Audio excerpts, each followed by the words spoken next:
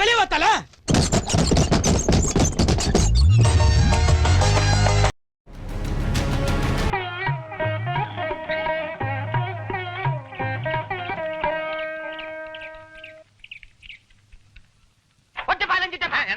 EP. ജയരാജന്റെ ആത്മകഥയിൽ വരാൻ പോകുന്ന വിവാദ ഭാഗങ്ങൾ അത് ഇന്നത്തെ ഏറ്റവും പ്രധാനപ്പെട്ട രാഷ്ട്രീയ വാർത്തയാണ്. വരും ദിവസങ്ങളിലും ഏറ്റവും പ്രധാനമായി ചർച്ച ചെയ്യാൻ പോകുന്ന വാർത്ത കൂടിയായി അത് മാറുകയാണ്. CPIM കേന്ദ്രങ്ങളെ ഏറെ പ്രതിരോധത്തിലാക്കുകയാണ് വീണ്ടും മറ്റൊരു തെരഞ്ഞെടുപ്പ് ദിവസം ഇ.പി. ജയരാജൻ.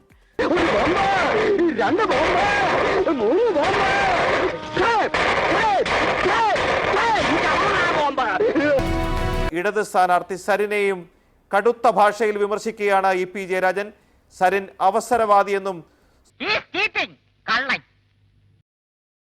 വിജയൻ സർക്കാർ വളരെ ദുർബലമാണ് എന്ന തരത്തിൽ മുൻ LDF കൺവീനറും CPM കേന്ദ്ര കമ്മിറ്റി അംഗവുമായി ഇ.പി. ജയരാജൻ. വിവരമില്ലാത്തവനാണെങ്കിലും സത്യം പറയൂ.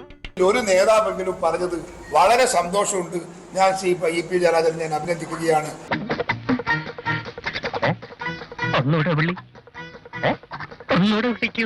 ആരുമില്ലടാ അവിടെ വക്കീലൊന്നും സഹായിക്കാൻ.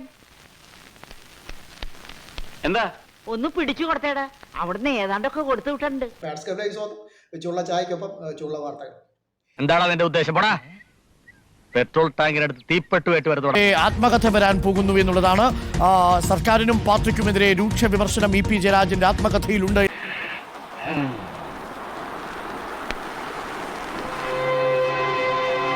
തിരഞ്ഞെടുപ്പ് ദിനത്തിൽ വീണ്ടും ഒരു ഇ.പി. ബോംബ്. ഇ.പി. ജയരാജന്റെ ആത്മകഥ മറ്റൊരു തെരഞ്ഞെടുപ്പ് ദിനത്തിൽ, മറ്റൊരു വിധി ദിനത്തിൽ വീണ്ടും ചർച്ചയാവുകയാണ്. മറക്കണോ? പഴയതൊക്കെ ഞാൻ മറക്കണോ? ഇ.പി. ജയരാജനെ ഇടതുമുന്നണി കൺവീനർ സ്ഥാനത്ത് നിന്ന് നീക്കിയിരിക്കുന്നു CPIM. എന്തൊക്കെയാണോ ഞാൻ മറക്കേണ്ടത്? ഇ.പി. ജയരാജന്റെ ഭാര്യയും മകനുമാണ് സ്ഥാപനത്തിലെ ഏറ്റവും അധികം നിക്ഷേപമുള്ളത്. എന്റെ ലക്ഷ്മി, ഈ വീടിന്റെ മഹാലക്ഷ്മി PK ഇന്ദിരയുടേതാണ്. അതായത് ഇ.പി. ജയരാജന്റെ ഭാര്യയായ PK ഇന്ദിര ഇപ്പോൾ ഈ സ്ഥാപനത്തിന്റെ ചെയർമാനാണ്. എന്റെ ചിറ്റപ്പ ഇതിന്റെ തെരഞ്ഞെടുപ്പ് ആസൂത്രിതമായി ഒരു പദ്ധതി തയ്യാറാക്കിയതാണ്. ഇതുപോലെ കഴിഞ്ഞ തെരഞ്ഞെടുപ്പ് 1.5 കൊല്ലം മുമ്പ് നടന്ന സംഭവം അന്ന് നടന്നതുപോലെ വാർത്ത ചിത്രീകരിച്ചുകൊണ്ട് ഇതുപോലൊരു സംഭവം ആവർത്തിക്കുകയുണ്ടായി. ഇങ്ങനെ ഒരു കള്ളൻ കുറെ നുണ പറയാനും നീയൊക്കെ അത് കേട്ട് വായും പൊളിച്ച് നിൽക്കാൻ. എന്നോട് DC ബുക്സുകാർ ചോദിച്ചിരുന്നു, മാതൃഭൂമി ബുക്സ് ചോദിച്ചിരിക്കുന്നു. മാതൃഭൂമിയുടെ ശശി ഞാനുമായിട്ട് സംസാരിച്ചിട്ടുണ്ട്. എടാ മോനെ, ഈ കഥകളൊക്കെ പുറത്തു വെക്കുന്നില്ലേ കുറെ മെക്കാനിക്ക് വിട്ടികൾ, അവന്മാരോട് പറ. എന്റെ അടുത്ത് വേണ്ട, എല്ലേ. അപ്പോൾ ഇത് ആസൂത്രിതമാണ് എന്നുള്ളത് വളരെ വ്യക്തമാണ്. ഞാൻ എൻ്റെ ആത്മകഥ പ്രസിദ്ധീകരിക്കാൻ ആരെയും ചുമതലപ്പെടുത്തിയിട്ടില്ല.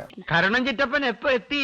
ആത്മകഥാ വിവരം ഗൂഢാലോചനയാണെന്ന് ആവർത്തിക്കുകയാണ് ഇ.പി. ജയരാജൻ. താൻ എഴുതിയ കാര്യങ്ങളല്ല പുറത്തു വന്നതെന്നും ഇ.പി. വിശദീകരിച്ചു. സെക്രട്ടേറിയറ്റ് തീരും മുൻപ് ഇ.പി. ജയരാജൻ യോഗത്തിൽ നിന്ന് ഇറങ്ങുകയും ചെയ്തു. ഞാനില്ല. എന്നെ പറ്റി ഇപ്പം പറഞ്ഞത് അമ്മാതിരി വാർത്താ ശൃംഖലകൾ സൃഷ്ടി. ട്രെയിനും പ്ലെയിനും ലോറിയും കപ്പലൊക്കെ എടുത്തു മാറ്റണ കലാശയാണ് ഞാൻ. ചാനലിൽ തന്നെ കണ്ടില്ല.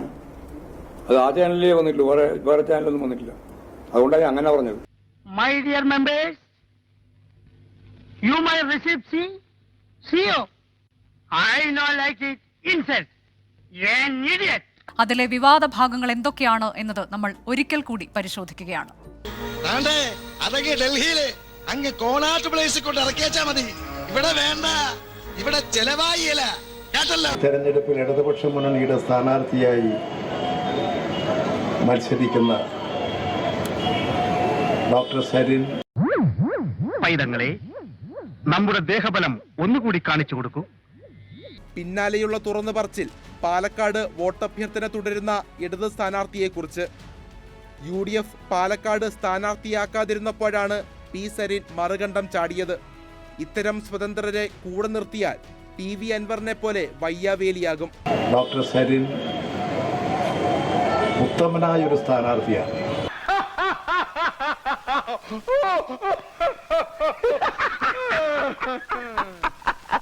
സരിനെ പുകഴ്ത്തി പ്രസംഗിച്ചു തുടക്കം.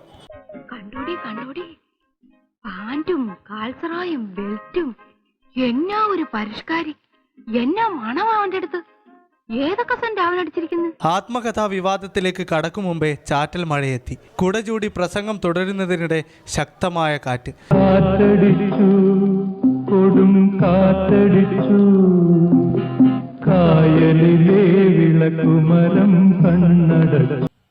എന്തൊക്കെയാണ് നമ്മുടെ നാട്ടിൽ വിവാദങ്ങളായിട്ട് വരുന്നതെന്നാണ് നോക്കേണ്ടത്.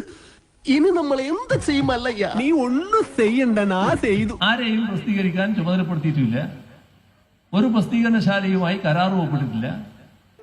നിനക്കതൊക്കെ എങ്ങനെ സാധിക്കും? സരിൻ ഇപ്പാണല്ലോ ഞങ്ങളുടെ കൂട്ടത്തിലേക്ക് വന്നതിന് നല്ല മിടുക്കനായിട്ട് ഒരാളാണ്, അതിൽ വേറെ സംശയമൊന്നുമില്ല.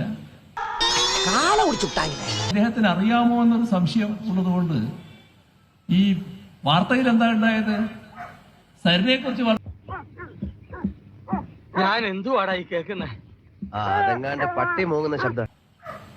അപ്പോ അദ്ദേഹത്തോട് ചോദിച്ചു, അല്ല നിങ്ങൾക്ക് സരിനെ അറിയായിരുന്നു? സരിനെ എനക്കറിയില്ല. ആരാണെന്ന് തനിക്കറിയാമേലെങ്കിൽ താൻ എന്നോട് ചോദിക്ക്, താൻ ആരാണെന്ന്. തനിക്ക് ഞാൻ പറഞ്ഞു തരാം താൻ ആരാണ്. എന്നിട്ട് ഞാൻ ആരാണെന്ന് എനിക്കറിയാമോ താൻ എന്നോട് ചോദിക്ക്. അപ്പൊ തനിക്ക് ഞാൻ പറഞ്ഞു തരാം താൻ ആരാണെന്ന്. വീണ്ടും കാണാം. ചൂടുള്ള ചായക്കും മര്യാദക്ക് സംസാരിക്കടാ.